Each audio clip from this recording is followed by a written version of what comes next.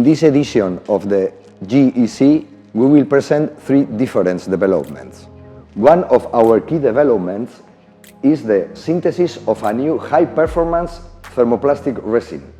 This resin can be processed like epoxy conventional resin using infusion process.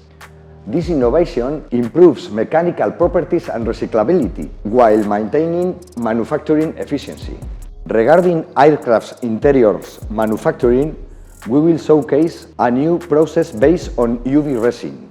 This includes the manufacturing of UV prepregs and the consolidation of these prepregs using vacuum process. This approach reduces curing time, increases energy efficiency, and improves overall sustainability of the process.